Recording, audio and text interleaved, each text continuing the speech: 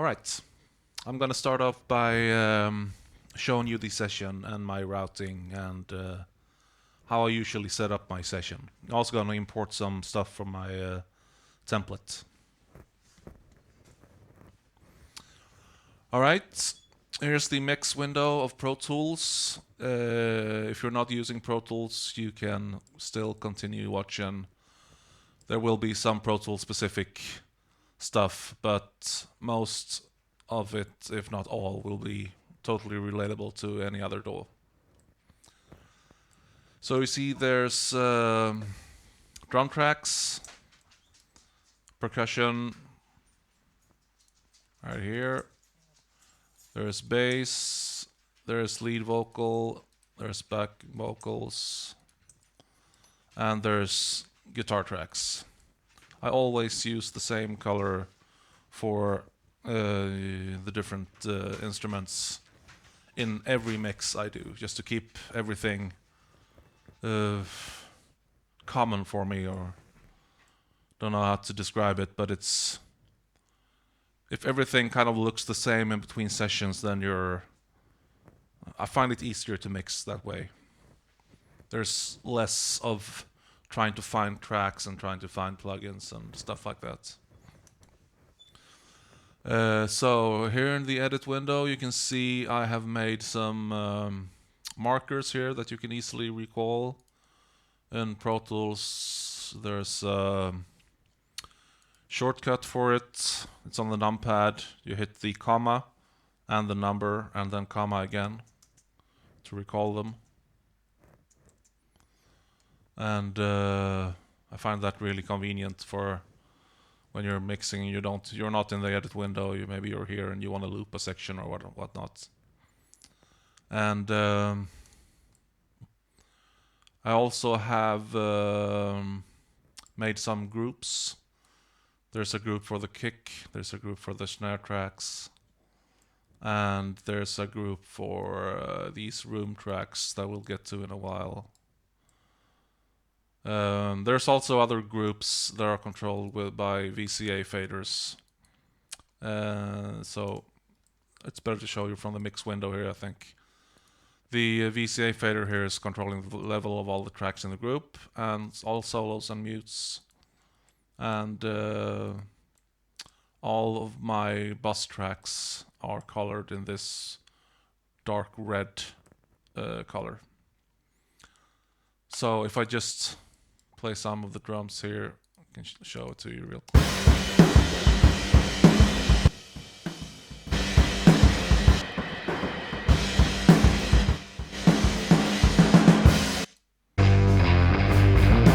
Yeah, that's how they work. And all the individual tracks are still not in the group, which is exactly how I want it. You need to actually deselect the group in the group list to make that happen.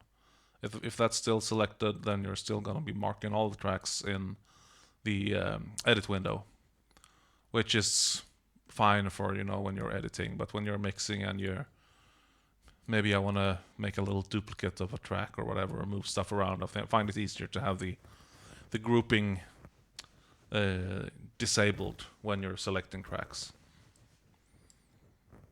So you can see here we have the bus track and the VCA track for the drums. Exactly the same for the percussion bus. Exactly the same for the bass bus. The only difference there being that this is a mono bus instead of a stereo bus.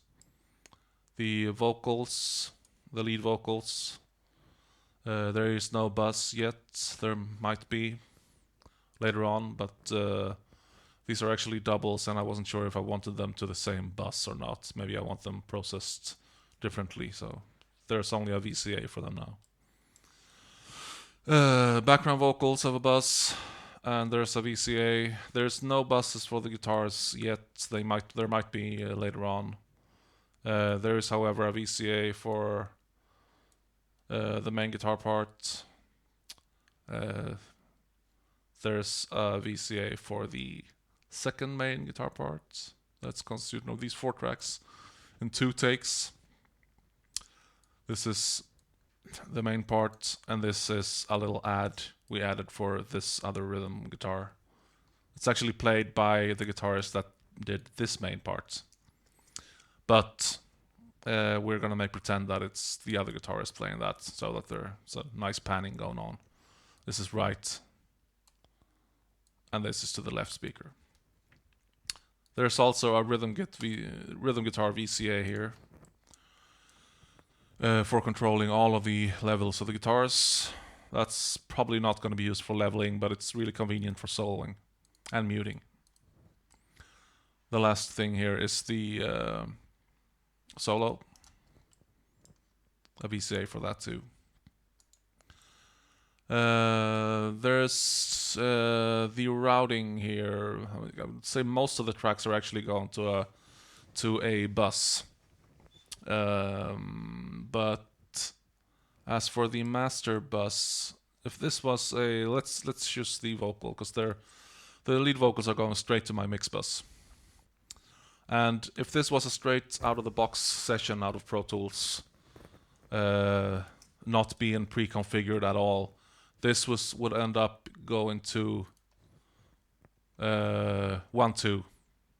That's the first physical the first physical output pair of your sound interface. So that's going to go to your monitors or your headphones or whatever you're using for listening to your mix from. But I have actually changed that to be going to a bus instead, which a lot of people are doing in Pro Tools, and that enables me to do some stuff actually that you can't do on a if you were routing this directly to the monitor path. So you can see here these black or dark gray tracks are my master faders. The first one is a Pro Tools master fader that is assigned to the Mixbus, the virtual bus that I have instead of the output 1-2. The Mixbus is being fed to an auxiliary track called Mixbus, and that is being fed via another internal bus to a print track that is actually an audio track, and that is being fed to my speakers and also to this track, which is called Scope, and that carries a plugin for sending audio out to my analyzer software that you'll be seeing here soon. And the reason for me to doing all this weird routing here, I'll give you some of the reasons. One of them is that there's no sense on a Pro Tools master fader. So the only way, if I didn't have this auxiliary track in the path of my 2-mix or my master bus, there would be no easy way to getting the whole mix out to my Q-mix systems for the headphone mixers for the musicians.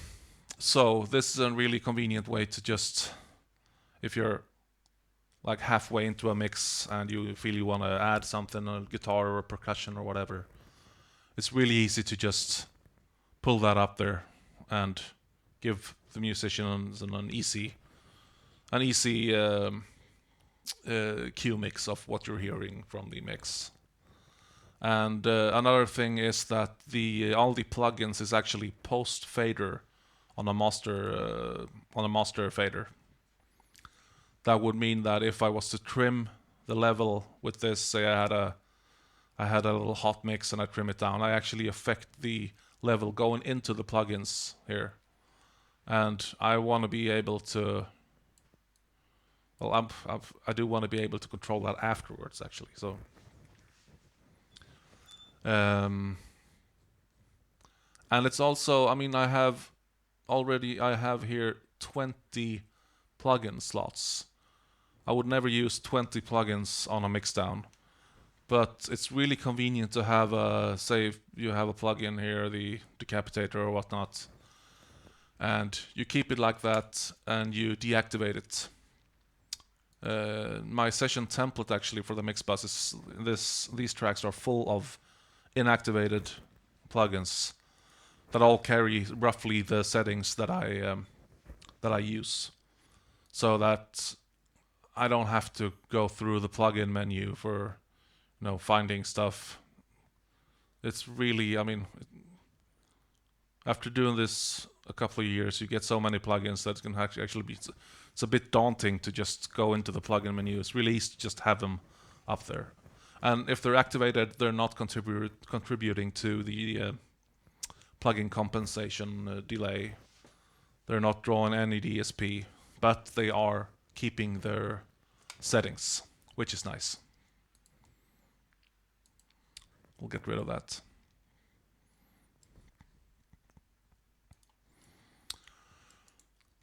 So that's it for the session. Later on, I'll be going through all the tracks and explaining a little bit of how I recorded them. But first off, I will be importing some effects from my session template. So I'll be hitting Shift-Alt-I for import session data. And I have my SMA Studio Möllan Emil Isaksson mix template. I'm going to choose that. Expand this window a bit. Do not want to be importing any audio. So here's a lot of tracks, and these are actually they're all auxiliary tracks or master faders. And I won't be using any. We'll only be using these in the very ending here. They all start with mix.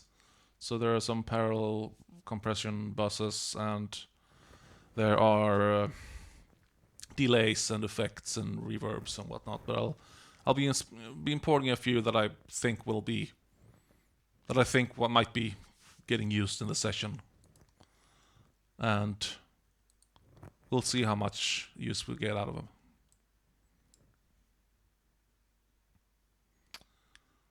So what do I want here? There's a couple of delays here. There's another delay. Sort of don't feel I need a reverb actually on this as much, but I mean, who knows? A microshift can always be usable.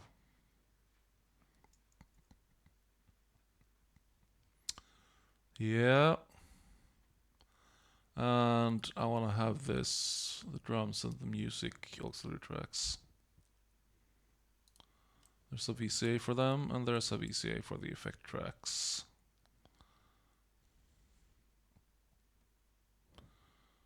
Actually, let's get them in there just in case.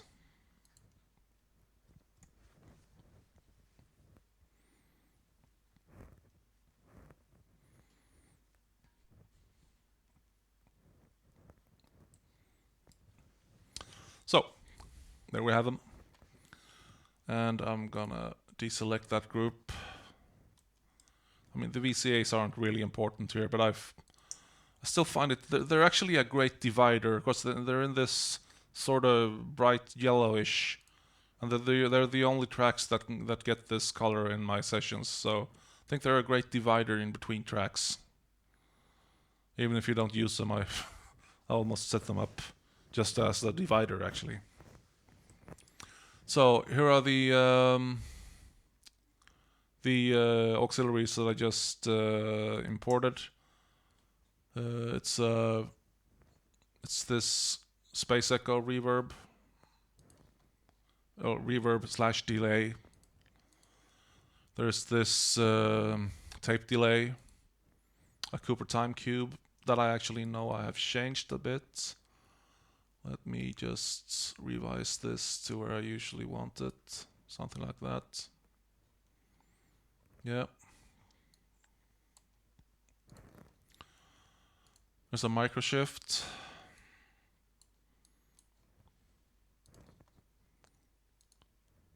There's two reverbs. I'm pretty sure I won't be using these, but it's nice to have them in the sessions. And yeah, that's it, I think. Everything else will be just pulling up plugins from the plugin list. Alright. Next video you'll be actually hearing the mix for the first time.